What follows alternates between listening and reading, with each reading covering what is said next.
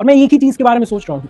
Einstein ने यह कहा था कि अगर आप कोई ऐसे स्पेसक्राफ्ट में बैठे हैं जो स्पेसक्राफ्ट लाइट की स्पीड से चल रही है, यानी कि प्रकाश की चाल से चल रही है, तो अगर आप उस स्पेसक्राफ्ट में बैठ के लाइट की स्पीड से चल रहे हैं ना, तो आपके लिए समय स्लो हो जाएगा। सोचना मेरी बात, आपके लिए समय स्लो हो जाएगा। आप एक जगह से दूसरी जगह बड़ी तेजी से चले जाएंगे।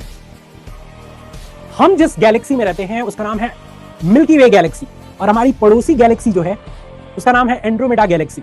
इन दोनों के बीच की दूरी बहुत ज्यादा है। अर्थ से एंड्रोमेडा गैलेक्सी की दूरी कितनी है? 2.537 मिलियन लाइट ईयर। इतनी दूर है। एक लाइट ईयर में 9.46 × 10⁻15 मीटर होता है।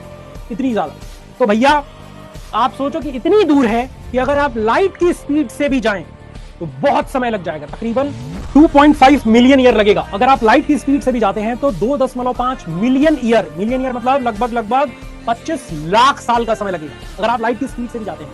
परंतु आइंस्टीन ने यह भी बताया कि अगर आप लाइट की स्पीड से चलने वाली किसी चीज से चलते हैं तो दो ऑब्जेक्ट के बीच की डिस्टेंस श्रिंक हो जाती है, कम हो जाती है। तो आप यहां एंड्रोमेडा गैलेक्सी तक मिनटों में पहुंच सकते हैं अगर आप लाइट की स्पीड से चलने वाले किसी ऑब्जेक्ट में बैठे हैं या स्पेसक्राफ्ट में बैठे हैं। तो आपको लगभग 1 मिनट का समय लगेगा एंड्रोमेडा गैलेक्सी तक पहुंचने में, और अगर आप वहां से आएंगे तो पृथ्वी पर करोड़ों साल बीत चुके होंगे। अब ये चीज आपके दिमाग को एकदम ब्लास्ट कर देगी। ये क्या बोल दिया? जी हाँ, क्योंकि लाइट की स्पीड से चलने वाले स्पेसक्राफ्ट में टाइम स्लो हो गया है, और जबकि पृथ्वी पर तो टाइम उसी रफ्तार से चल रहा है। तो आप जाएंगे एंड्रोमेडा गैलेक्सी तक और वापस आएंगे तो पृथ्वी पर करोड़ों साल बीत चुके होंगे। तो आप बता ही नहीं पाएंगे कि आप कहां गए थे और कहां से आ रहे हैं, क्योंकि आपके दादा परदादा सरदादा सारे के सारे आपके कई पुश्तें बीत गई होंगी। ये इतना डार्क और इतना तगड़ा चीज है ना।